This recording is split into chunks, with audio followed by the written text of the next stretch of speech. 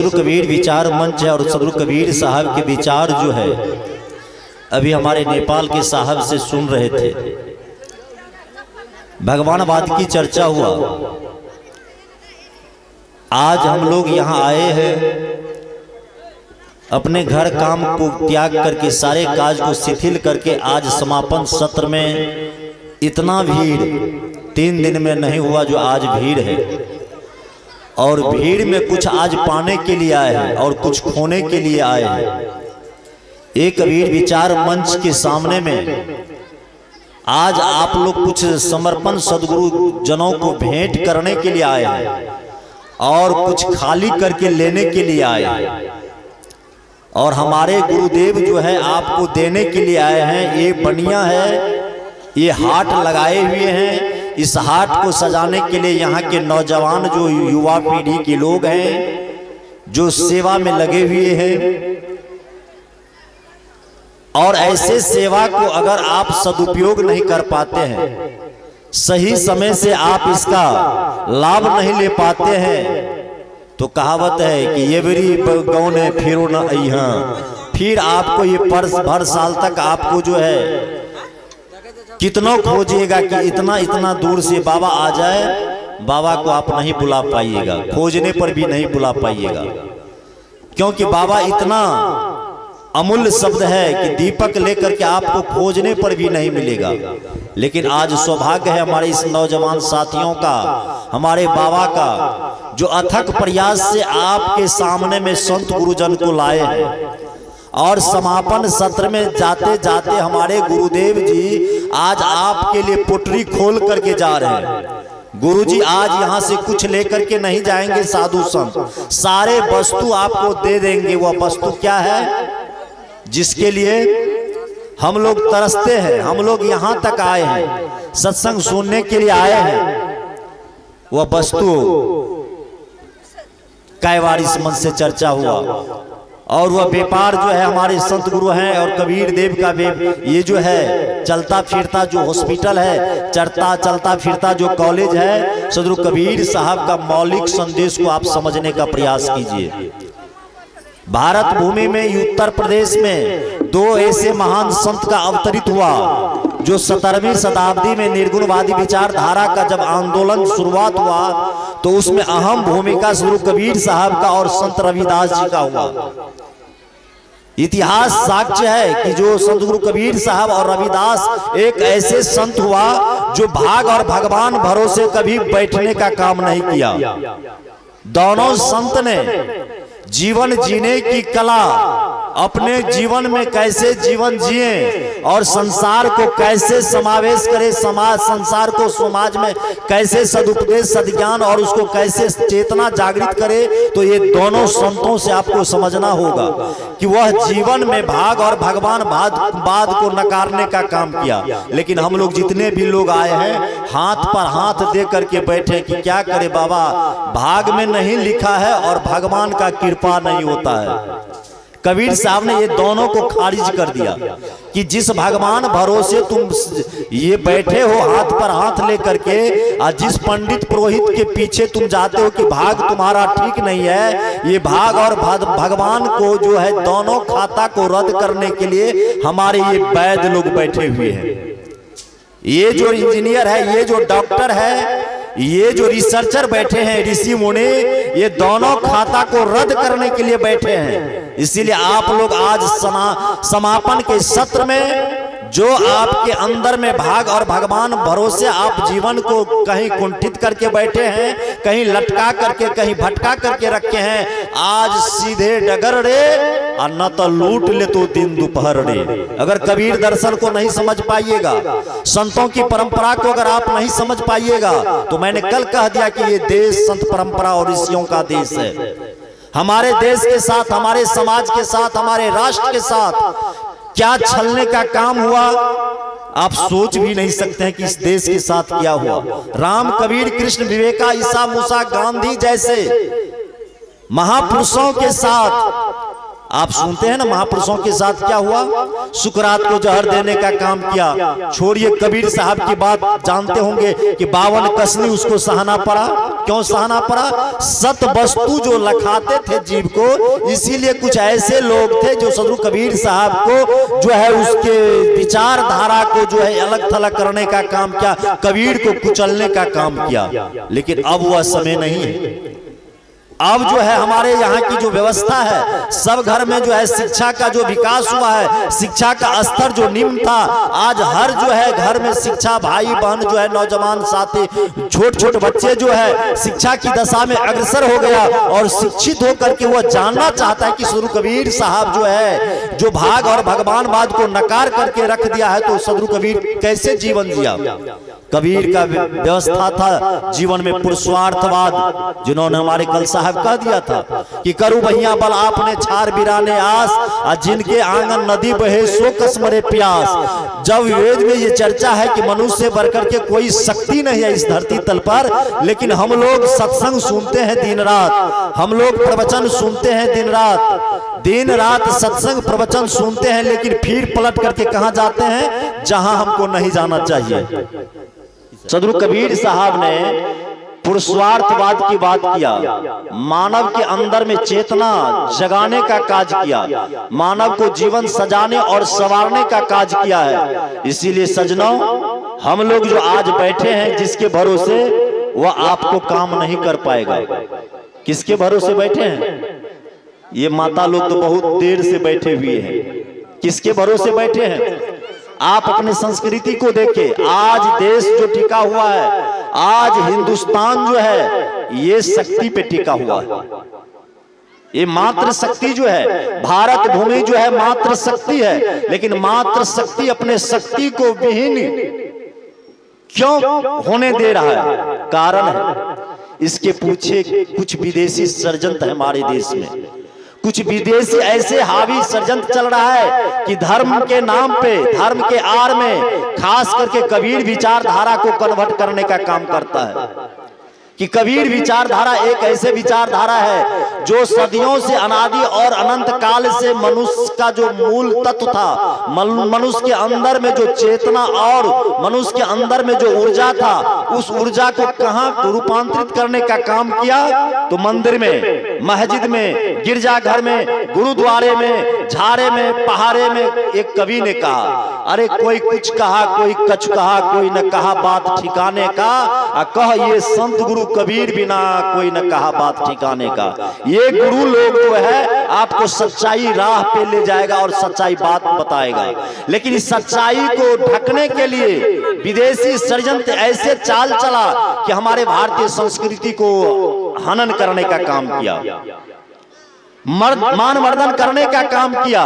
पश्चिमी सभ्यता हमारे समाज पे आज हावी हो गया है। आज देखिए, पश्चिमी सभ्यता हावी होने के कारण हम अपने संस्कृति को भूल गए, हम अपने आप संस्कार को भूल गए। कबीर साहब का सहज और सरल था कि जीवन में पूजा किसको करना चाहिए। एक पूजा की मैं उपासना की बात करना चाहता हूँ। सदगुरु कबीर साहब का कि पूजा किसको करना चाहिए। कबीर पंथ में ये सरल उदाहरण है कि पूजा हमको किसको करना चाहिए? जो माता पिता जन्म दिया, पाल पोस कर बड़ा किया है, धर्म है उनकी सेवा करना, सुबह शाम नित शीश नमाना। ये है संस्कृति हमारा। वैसे तो बाबा लोग आप गाते हैं कि सास मोरा गोरी ससुर महदेवा, अब पति के ईश्वर बनेबे मंदिरबा में हम नहीं जेबे। हमारे डफली वाला बाबा आपको सुना देता है अपनी भाषा में। लेकिन ये लोग पढ़े लिखे बहन मेरी माताएं क्या करती है?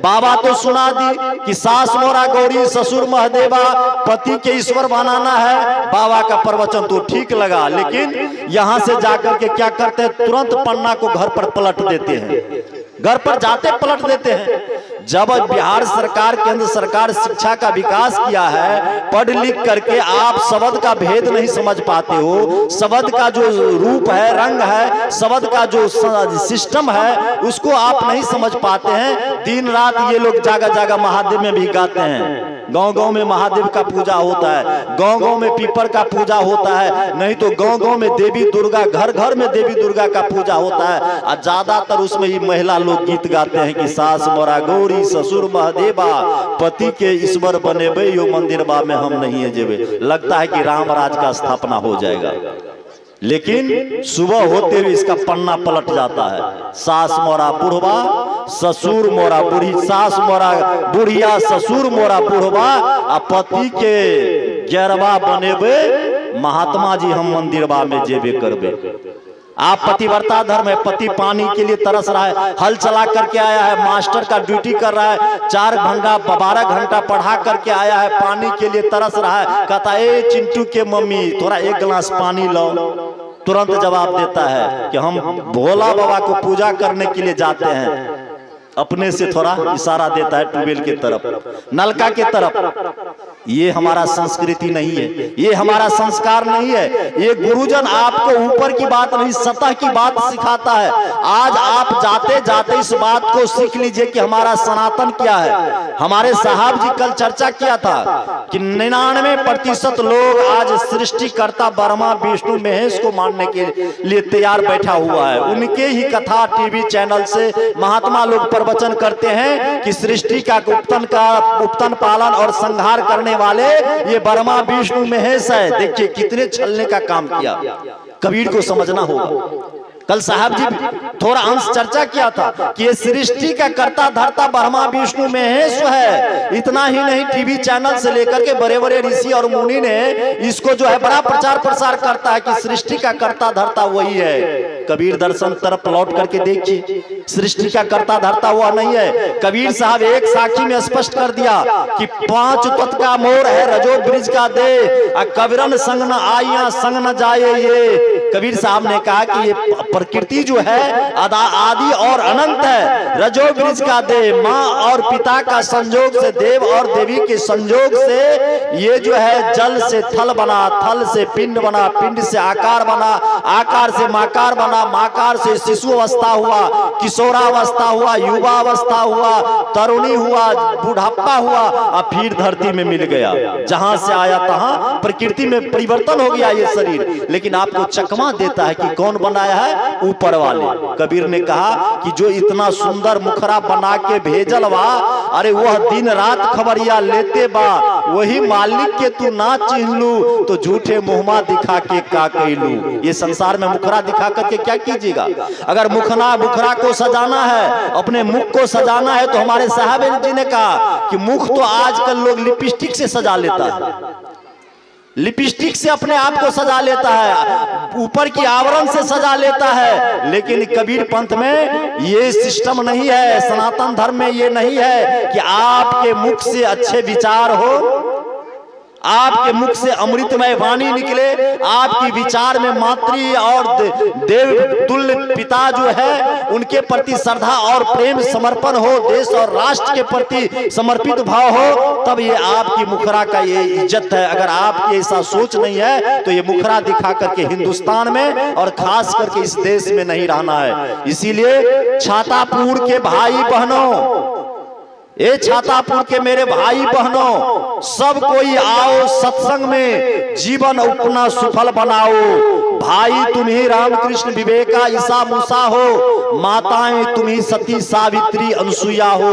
दोनों मिलकर के सम हो जाओ। आओ आओ सत्संग में, जीवन अपना सफल बनाओ। दोनों अगर सम होकर के अगर आप सृष्टि का रचना करते हैं तो आप ही के गोद से रामकृष्ण विवेका ईसा मूसा राम पैदा होगा। आपको भगवान को खोजने का जरूरत नहीं है। कबीर साहब ने कहा कि जिसको तुम खोजने के लिए जाते हो वह तुम्हारे गोद से निकलेगा। राम कृष्ण इत्यादि महापुरुष आपके गोद से निकलेगा। लेकिन आप तो वैसे संस्कार में तो पल्लित हो जाओ। आप सत्संग में आते हो, सत्संग की महिमा को सुनने के लिए आते हो, फिर सुन करके जीवन में परिवर्तन नहीं लेना चाहते हो और भगवान भरोसे बैठे रहते हो कि भगवान कृपा करेगा तो मेरा बेटा इंजीनियर डॉक्टर बनेगा। लेकिन आपका बेटा तारीख के पास जाता है, शिखर खाता है, गुटखा खाता है, रोड पे बैठता है तो एक बार नहीं कहते हो बउआ उधर मत जाओ, वो संगत बहुत गड़बड़ है। संगत कीजिए साधु की। अगर साधु का संगत होता है, सज्जन का संगत होता है, तो आपके जीवन का जो है दिशा परिवर्तन होगा। अगर कहीं संगत आपका बेटा बेटी का कहीं चौक चौराहे वाले से होगा, तो समझिए कि आप कल्पना नहीं कर सकते कि मेरे घर में, मेरे परिवार में राम, कृष्ण, कबीर इत्यादि जैसे महापुरुष का आवागमन होगा और अवतरण होगा। इसीलिए आप लोग सावधान हो जाए, किसी भाग के भरोसे मत बैठिए। आज देखिए टीचर का जो बहाली हुआ है, गरीब घर का बच्चा सब निकल गया। अंबेडकरवादी विचारधारा के लोग वह भगवान को नहीं मानते हैं, वह संविधान को मानते हैं, वह कबीर साहब के सिद्धांत को मानते हैं। उन्होंने मेहनत किया, उन्होंने अपने आप को समर्पण दिखाया और जाकर के क्या है तो अंक लेकर के आज जो है बना है, टीचर बना है। देखिए आईपीएस का जो परीक्षा हुआ है उसमें किसके भरोसे बैठा है? राम के भरोसे कभी गया है? इसीलिए सजनों, आप लोग भाग और भगवानवाद से हट करके कबीर साहब जी ने जो पुरुषार्थवाद का जीवन जो जीने का जो कला सिखाया, जो जीवन जीने की एक नई दिशा दिया है, उस पर हम लोग चलने के लिए अग्रसर हो जाए और आए इस सत्संग में। साधु संतों के पास आने से आपको जरूर एक चीज मिलेगा। एक चीज का मतलब समझते हैं? हमारे साहब जी कल आपको कहा था कि लोग हिंदू बनना पसंद करता है, हिंदू बोलना पसंद करता है, मुसलमान बोलना पसंद करता है, हिंदू में क्षत्रिय ब्राह्मण शूद्र पसंद करता है, लेकिन कबीर साहब का धर्म में न हिंदू न मुसलमान, इंसान हो, इंसान का औलाद बनो। अरे संकल्प लो आज छातापुर के कबीर विचार मंच पे कि संकल्प हो हमारा, इंसान हम बनेंगे। इंसान बन गए तो भगवान भी बनेंगे। हो बौद्ध, जैन, मुस्लिम, हिंदू हो या ईसाई, आपस में है भाई भाई, हिलते रहे मिलेंगे। संकल्प हो हमारा, इंसान हम बनेंगे। अगर देश को मजबूत करना है, समाज को मजबूत करना है, तो हिंदू और मुस्लिम की फेर से ऊपर उठ करके मानवतावादी विचारधारा जो सदगुरु कबीर का है, जो जिन्होंने कहा कि मानव ही सर्वश्रेष्ठ है धरती तल पर, और मानव अपने मुखरा को देख देख करके मानवीय गुण को अगर धारण नहीं करता है तो वह पुनः जाए चौरसिया करोड़ बंदे वादिन की खबरिया। जब तन छूटे यम धर लूटे, छूट जई है गौ नगरिया करोड़े बंदे वादिन की खबरिया। वादिन की आपको खबर करो कि जिसको तुम अपना कहते हो, हमारे पूज्य आचार्य जी कहते थे बार बार कि ये दुनिया अपना नहीं है। उनका भजन सुने होंगे, चलू भाई चलू भाई चलू धाई चलू भाई सत्संग धाम रे, जहां हो सदबुद्धि सदज्ञान रे, जहां निर्मल सदज्ञान सदबुद्धि हो उस धाम में चलो। वो अपना होता है, ये दुनिया अपना नहीं होता है। अपना क्या है? अपना आत्म राम रे, चलू भाई भाई सत्संग धाम रे। वो आत्मा राम के बारे में कौन दिखाएगा आपको? अपना जो संपत्ति है उसके बारे में कौन दिखाएगा? एक आदमी ने कहा कि हे बाबा अहाँ ज्यादा बुझे छे, ब्रह्मचारी छी, बुझबे नहीं करे छे। सबसे अपना कथिए जे बुझे छे। हमने कहलिए हम तो नहीं बुझते हैं। कल के अपना है छे सबसे बढ़िया अपन पत्नी। आर की बुझबे दुनिया में? हमको नौजवान कहा कि दुनिया की रस आप क्या समझिएगा, सबसे अपना होता है माँ बाप पिता, जितना भी संबंध होता है दुनिया में सबसे बढ़िया अपना होता है नारी सुंदर कामनी पत्नी। हमने कहा भाई बात तो सच कहते हो, लेकिन मैं आंखों देखी बात अपने घर की बात बताता हूँ। मेरे परिवार में एक पहलवान था उस समय में, उसका शादी हुआ और वो शादी होने के बाद कहा कि जो है परिवार को हम त्याग दिए, भीन बखरा हो गया। और पत्नी के कारण कहा कि पत्नी जो जो कहेगा वही काम करेंगे। सबसे बढ़िया गांव में पंचायती हुआ तो हम कहा क्या जो आदेश होगा वही ना हम करेंगे, जो घर का जो निर्देश मिलेगा। कहने का भाव था कि पत्नी ही सबसे सर्वोप्यारी है। अंतिम में क्या हुआ, एक दिन घटना अचानक मृत्यु हुआ पहलवान का। पहलवान मेरा चाचा था, मृत्यु हुआ। सब कोई देखने के लिए गया कि जवान बेटा मर गया, देखने के लिए भीड़ लग गया। भीड़ जो है दिन भर तो भीड़ लगा, जब शाम हुआ तो भीड़ घटते घटते घट गया, मात्र परिवार का लोग ही बचा। और जो चाची हमारी थी खूब दे पटक पटक करके रो रही थी, है राजा है राजा राजा राजा। मानी राजा जो था अब कहाँ गया पते नहीं चला, राजा कहाँ गया, उसके लिए मर रही है। हम लोग जब देखे तो हम लोग का भी दिमाग खराब हो गया कि दृश्य क्या है, जब शाम हो गया 8 जब रात्रि बज गया तो सब धीरे धीरे चल गया। और तब कहती है गांव का बूढ़ी माँ कि ए कन्या बउआ ला जाकर जा, वो तो बैठिया बउआ ला भर रहे। हमारी चाची कहती, उस समय हमको आंख में आंसू आ गया। और परिवार क्या होता है, वैराग का उत्पत्ति वहां से। हमारी चाची कहती है नहीं नहीं ये भूत है, जकर लेगा, इसके पास हम अब नहीं रहेंगे भर रात। कबीर साहब का बात मुझे याद आ गया, जो नारी तो ही अधिक प्यारी सोबत अंग लगाई जी, अंत समय वह ड्रावन लागे भूत भूत चिल्लाई जी। कबीर साहब कितने बड़े रिसर्चर थे। उस दिन कबीर साहब की बात मुझे याद आया, जो चाची पति के लिए कुर्बान थी और एक चेतन सत्ता निकल जाने के बाद, एक आत्मा निकल जाने के बाद मेरे ही चाची कहती है कि इसके पास अब हम नहीं बैठेंगे, भूत है, ये दाब देगा हमको। बताइए कहां गया आपका सोच। इसीलिए साहब जी ने कहा कि सब परा रह जाएगा जो भी धन धान कमाया, तुम भी न रहोगे, जगत मुसाफिर खाना है, झूठे करता अभिमान मानकर अपना है, जिसको तू अपना कहते हुआ वो है 2 दिन का सपना। चलू भाई सत्संग धाम रे, जहां होत निर्मल सद्बुद्धि सद्ज्ञान रे। अपना क्या होता है, हमारा चाची जो है भर रात डर से तो उसके पास नहीं गया, सुबह में लाश को जो है वहां ले गया जहां नहीं जलाना चाहिए, नदी के किनारे, कि भूत हो गया है कहीं आ न जाए। आप सोच सकते हैं कबीर को, दर्शन को आप समझिए, कबीर साहब क्या कहना चाहते हैं। जिसके लिए तुम मरते हो एक दिन ऐसा आएगा कि वो तुम्हारे साथ नहीं होगा। साथ कौन था तुम्हारे अंदर में? कबीर ने कहा कि वही सत्य चेतन जो आत्मा है। उस आत्मा के बारे में हमारे गुरुजी आए हैं ज्ञान देने के लिए। दीक्षित होकर के आप लोग ज्ञान ले लें उस आत्मा के बारे में, नहीं तो ये छाछी छुच्छे चला जाएगा।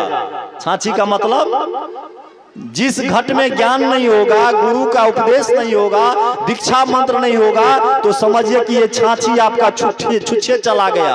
कलयुग में जो है कबीर, ये जो है काल आपको घसीट देगा। इसीलिए काल से बचने के लिए आप सत्संग में आए हैं, और सत्संग में आए हैं तो आज कुछ त्याग करके जाइए। आज छातापुर में संकल्प लीजिए कि बाबा के दरबार में आए हैं तो कम से कम अम्ल को बुरे जो संगत है आपके जीवन में, बहुत लोग खैनी खाते होंगे, तो आज संकल्प लीजिए खैनी खाने वाले कि एक चीज बाबा को हम दान दे दिए, खैनी खाना आज से बंद, शराब पीना आज से बंद, मीट खाना आज से बंद, मछली खाना आज से बंद, और आज से क्या करना है? सत्संग भजन करना है। जो गुरु महाराज ने बताया कि कर यह मात पिता गुरु सेवा, घर में वही छ देवी देवा, बहिना तोरा घर ही में मिलता चारू धाम है, तब है तोरा कल्याण है। कल्याण चाहते हैं तो मात्र एक ही रास्ता है, और दूसरा है कल्याणकारी सदगुरु का संग। जब सदगुरु का संग होगा, कल्याणकारी सदगुरु का संग, तो आपको सच्चा जो उपदेश है वह उपदेश मिलेगा। और वह उपदेश जो आत्मा के बारे में है, देखिए यहाँ आत्मा का उपदेश में बहुत बड़ा गड़बड़ हुआ है। आत्मा के बारे में बहुत प्रवचन में सुनाई देता है कि आत्मा के ऊपर परमात्मा है, भगवान के ऊपर, आत्मा के ऊपर भगवान है। आप लोग इस बात को समझिएगा कि आत्मा के ऊपर कोई सत्ता नहीं है, कोई भगवान नहीं है ऊपर नीचा। अगर बात आपको करता है कि आत्मा के ऊपर भगवान बैठा है, तो समझिए उस महात्मा को कबीर दर्शन का ज्ञान नहीं है, वो अवैज्ञानिक मानता है। आत्मा से बढ़कर के कोई सत्ता नहीं है ऊपर और नीचा। और आत्मा का अनुभव जो है किसी अच्छे संतों के द्वारा होगा, जो सत्संग की महिमा को मंडित करता हो, जो ज्ञानी हो, जो पारखी हो, जो विवेकी हो, जो त्यागी हो, उनके द्वारा जब आत्मा का बोध होगा तो आपको अनुभव होगा। और आत्मा क्या है? आत्मा एक ही है। आत्मा एक के बारे में आज अनेक तरह का उपदेश दिया जाता है। कबीर पंथी में कुछ ऐसे पंथ है जहां पर कबीर साहब के नाम पर 10, 20, 5, 2, 4 कितना नाम देकर के जीव को ठग लेता है। इसीलिए सावधान हो जाना। अपने पीयू को पहचानने के लिए एक जो परमात्मा है, उस एक परमात्मा का बोध, उस आत्मा का बोध सच्चे संतों से लेना। मैं जाते जाते आप सबों को सनातन संस्कृति को धारण करने के लिए संतों का संग है, और संतों का संग को रंग लाने के लिए हमारे नौजवान जो कमेटी है, मैं मैं कमेटी को साधुवाद देता हूं। छातापुर देव और देवियों को नमन करते हुए सदगुरु कबीर विचार मंच की ओर से सबको यही शुभकामना देते हुए मैं अपने वाणी को विराम लेता हूं और एक याद दिलाता हूं कि छातापुर के जितने भी आयोजक समिति है, अगर आप सुव्यवस्थित होकर के सत्संग करते हैं तो अगले साल ये कबीर विचार मंच, ये साधु संतों की ओर से, एक सोसाइटी की ओर से मैं आपको घोषणा करता हूं कि मैं विश्व कबीर विचार मंच की ओर से 51,000 रुपया अनुदान दूंगा। और ये कबीर साहब की दर्शन को अगर समाज और राष्ट्र के लिए समर्पित करते हैं तो मैं इस कमेटी को मजबूती करने के लिए तन मन धन के साथ मैं 51,000 का अनुदान करूंगा और हमारे बीच में दूर देश से बाबा का पदार्पण होगा। मैं सुपौल जिला के नाते, अपने गृह क्षेत्र के नाते मैं आप सबको ये वचन देते हुए मैं अपने वाणी को विराम लेता हूं। बोलिए सदगुरुदेव की।